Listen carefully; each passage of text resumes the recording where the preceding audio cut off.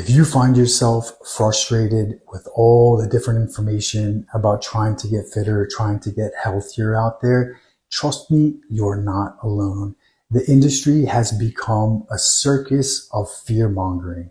And for the everyday person trying to live better, look better, do better, it's very confusing and it's very fearful because it's all black and white.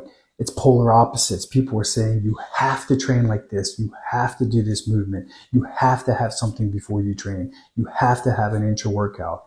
You have to do this type of a movement. And you get confused because you see the guy or the girl that has the body that you want to acquire. And you see some things that are just daunting. You're not trying to do heavy deadlifts. You're not trying to do these crazy bent over rows. You see a girl with that toned, lean physique and she's doing box jumps and burpees and some sort of a swinging pull-up on a bar. And that just scares the shit out of you. And it makes you think that you can't get that physique. And then when it comes to the nutrition, that's a whole different story of you can't have this and you can't eat that. You have to have this before bed, or you have to have this in the morning time, or you can't eat at certain hours of the day. And that's just not true. Okay, a certain physique needs certain macros and it needs certain calories. It's that simple. And from there on, you can fine tune it depending on the balance and capability of your life. If I decide to go run a mile on the beach here in Dubai, it's going to be pretty hard in the sand.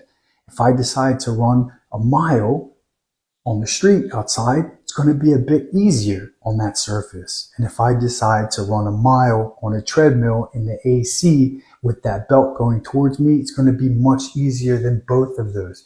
But at the end of the day, it's still a mile. And that's the same thing that happens when it comes to your food.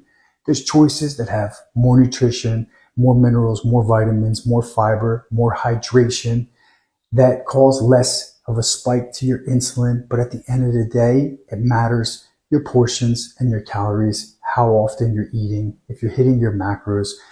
And from there, you can just do a little bit better as the time goes on. You'll find out what works for your schedule.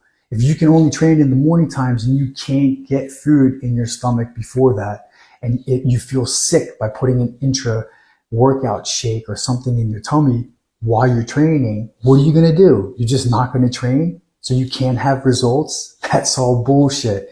So just take some time, take a deep breath if you find yourself frustrated, and just start from scratch. What matters is you're having some fruits, you're getting some fiber, you have good lean protein sources a couple times a day throughout the week. You take some walks, you get outside, you focus on your sleep, and you get some sort of a resistance training. It can be with a suspension trainer, it can be with calisthenics, it can be with machines, it can be with bars, it can be you picking up your kids 100 times in the air.